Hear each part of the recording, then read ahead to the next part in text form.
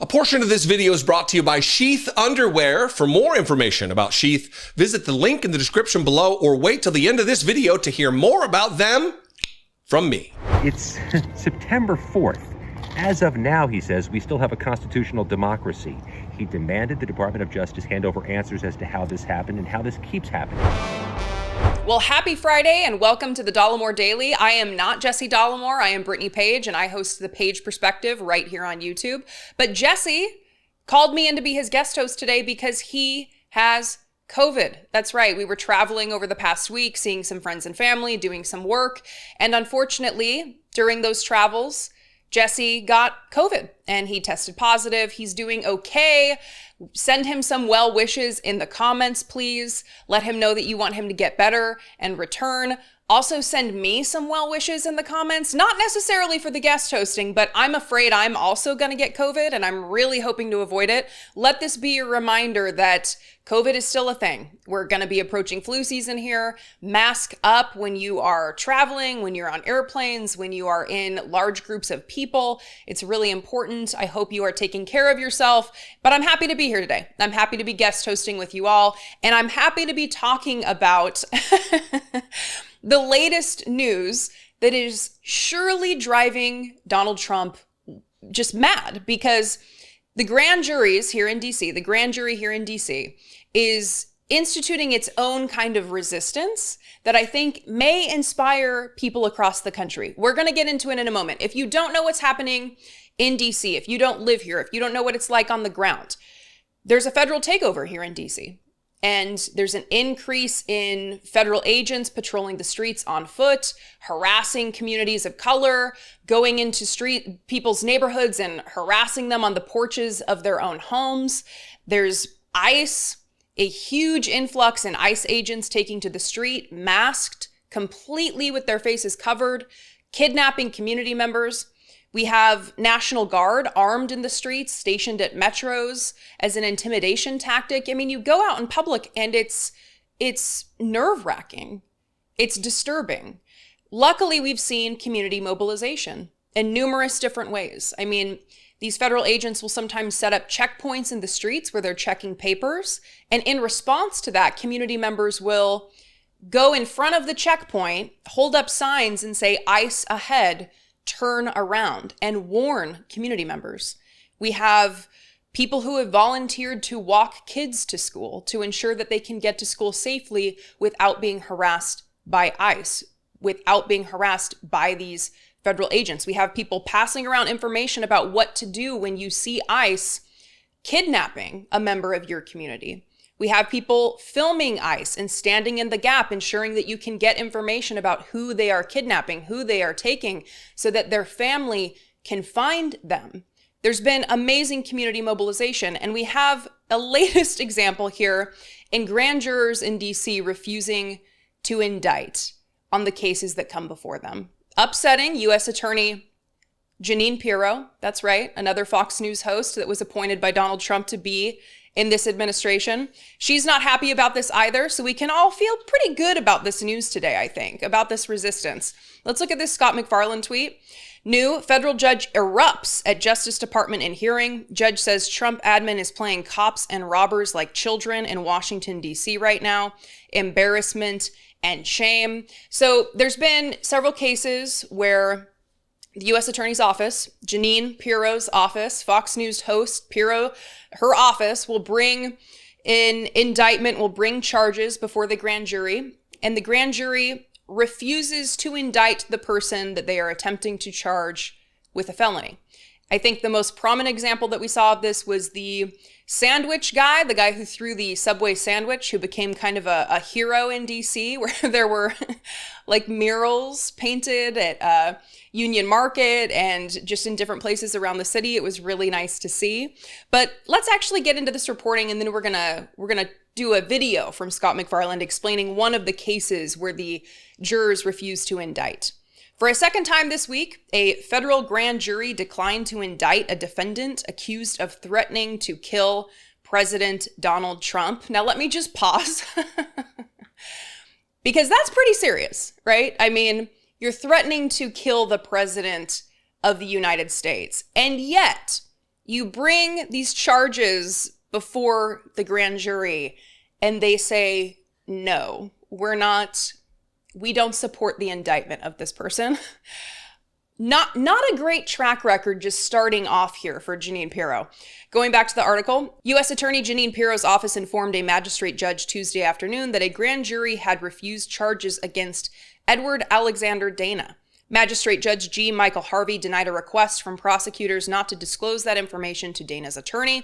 Dana's case marks at least the 7th time since Donald Trump's federal surge began in D.C. that a grand jury has declined to support charges filed by Pirro's office. It's also the 2nd time prosecutors have failed to secure charges against a defendant accused of threatening Trump.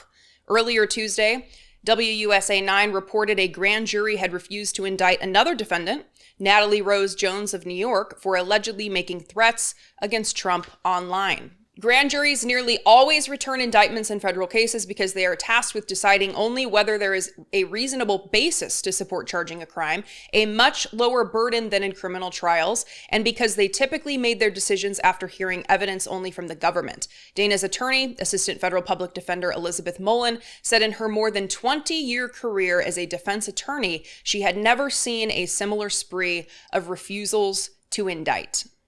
So we don't actually know the reason for this, right? But we can assume that it is a failure on the part of the government to actually deliver evidence to the grand jury that would then secure an indictment, because that's their job. That's their role. I'm sure that Donald Trump or one of the many sycophants that he has in his administration, they would look at this and say, oh, great, this jury is stacked with radical activists who are looking to take Donald Trump down and support people who are making threats on his life. But actually, maybe the grand jury is made up of people who are taking their role very seriously and are ensuring that the government has evidence for the charges that they want to bring and that the charges they want to bring are valid. And it seems like that's not the case based on this track record here. And would we be surprised that Judge Jeanine Pirro from Fox News is not very successful at her job? I mean, they appoint these people in these positions like they just go on TV and talk. No, you have an actual job to do. This job is actually difficult to do. Are you capable of doing it? No, they're not, the many Fox News hosts. So let's get to this video of Scott McFarland going a little bit deeper specifically about this Edward Dana case. And you can hear all about what happened in the courtroom when things erupted, as he says. Hey, it's Scott McFarland at D.C. Federal Court. I just stepped outside to brief you on what just happened because it was quite something. Judge Sia Faragui just uncorked a 20-minute raised voice stem winder against the Department of Justice, accusing the feds and the administration of creating a constitutional crisis. It went on so long and so powerfully, he concluded by saying, it's September 4th. As of now, we still have a constitutional democracy. Here's what happened. The feds, 30 minutes before a preliminary hearing for a man named Edward Dana, announced they were dismissing the felony charge against Edward Dana, the latest in a series of federal cases they have sought to dismiss amid this Trump D.C. clampdown on all the recent arrests. Dana was accused of breaking a light fixture, of being drunk, of allegedly claiming that he was part of the Russian mafia, that he wanted to fight fascism, even if it meant killing a president. Those were the accusations. The feds brought a felony charge of threats against the president. The defense attorney said even a 15-year-old would know that's not a felony threat against president type case. But Dana was locked up for a week. And just before his preliminary hearing, the feds say the felony case is gone. The judge, Sia Faragui, said this is happening too much, too many mistakes, too many dropped cases, that there's embarrassment and shame for the Department of Justice, and that the message to people who look like Mr. Dana is, be very afraid.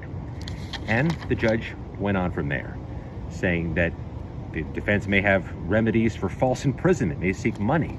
And the judge also argued that it's September 4th. As of now, he says, we still have a constitutional democracy. He demanded the Department of Justice hand over answers as to how this happened and how this keeps happening in the recent cases. The judge says we're acting like this is normal. It seems like the feds are making arrests first and asking questions or seeing if it's okay later. And then made this allusion, saying the administration seems to be playing cops and robbers like children. They seem to have time to issue stats on Twitter and Truth Social, he said, about arrests, but doesn't seem to have time to answer for the people who are mistakenly arrested. Bordena walked out of court a few minutes ago, a free man. His case is now over. So several things come up for me here, and many of you, I'm sure, know that Jesse and I received rape and death threats recently from a Trump supporter, and it took almost a year in order to actually secure an arrest and get a court date and have that person be sentenced. And it was never a felony charge, I'll say that. And the fact that, you know, the Judge Jeanine Pirro is going so hard at these people who, it sounds like he made like a casual remark when he may have been intoxicated or not feeling well. I honestly don't know. The grand jury seems to know more, and they know that it didn't meet the criteria in order to charge him with a felony in this Edward Dana case. So it's frustrating to actually be a victim of a crime and have dealt with the criminal justice system and seen firsthand how if you're just a regular person, it's actually really difficult to get justice. But if you're the president of the United States, you get to use the federal government and weaponize the federal government against people that aren't actually committing crimes. That's kind of a frustrating situation here. But, you know, good for this grand jury as they are doing their job. I said at the top of the video that they are, you know, joining the resistance, and it's not necessarily that, right? But I mean, so much of what we're seeing in resistance is just standing for human rights. And that's what this grand jury is doing. They know their job, they know their role, and they're following their job. They're following their role, like so many community members here in DC are doing. They're standing in the gap. They're following the rules of engagement right now, and they're going out and they're protecting community members and informing people of their rights and protecting those rights. And that's exactly what the jury members are doing here. So it's good to see. And I know jury duty is not great. Jesse actually served on a federal grand jury for a year. It's a really big commitment. It's a really difficult thing to do. But if you can, please do, because we need people who take their jobs very seriously when they're on a jury, because these people are proof of that. These people on the current DC grand jury are doing the hard work, doing their job, and standing in the gap so that Donald Trump cannot weaponize and abuse the justice system. Jeanine Pirro cannot weaponize and abuse the justice system, and they're standing for what's right. Well, we are off to a strong start here, I think, in terms of stories, in terms of the news. I'm feeling good about this one. Normally when I talk about the news, it can feel really horrible and terrible, and it feels like things are not going well, and that's how it is most of the time. But right now we have a good story, so that's nice. I am on YouTube. My name is Brittany Page. I host The Page Perspective. I would love for you to go subscribe to my channel. We're going to link to that in the description below. Otherwise, I know Jesse would love to hear from you. He would love to hear a review of how I'm doing. He would love to hear well wishes on his journey with COVID. So you can leave him a voicemail, 714-576-4054, or you can send him an email at daily@dollemore.com. And I have to end the videos the way that Jesse does so you don't feel like you are being cheated out of the reminder. Be genuine. Take care of one another. It is absolutely difficult to keep a cool head in this political climate, especially with the added aggravation of these overheated outdoor temperatures. How can you be expected to conduct any clear-headed discourse with your drawers in a sweaty soup? My go-to for keeping things cool, sheath underwear. I'm wearing a pair right now, and let me tell you, it's like nighttime in the desert down there, all day long. Head to sheath.com and use promo code Dollemore to score 20% off and upgrade yourself to the most comfortable underwear that you'll ever wear. How do they differ from your average boxers? Well, let me tell you. Invented by a U.S. Army veteran while serving a tour in Iraq, Sheath's boxer fabric is designed with a moisture-wicking technology. Their underwear features a unique dual pouch system that keeps all your man parts comfortably separated instead of sticking together. We all know the feeling of the old eggs getting stuck to the pan, if you know what I mean. My favorites are the airflow meshes, which seem especially equipped to handle my thighs. They're bigger bigger thighs. But Sheath has also tons of other fabric options and designs that you can get into. And I'm clearly not the only one singing the praises out there. Sheath are recommended by multiple doctors and urologists and have over 20,000 5-star reviews. Also, Sheath supports multiple charities like Socks for Soldiers and Doctors Without Borders. So while you're upgrading your undies, you can be making the world a more upstanding place too. It's tough to focus on draining the swamp when you are swampy mess yourself. Sheath's boxers will help you keep the temperature down by bringing up the level of comfortability. Score 20% off right now at sheath.com and use promo code Dollemore.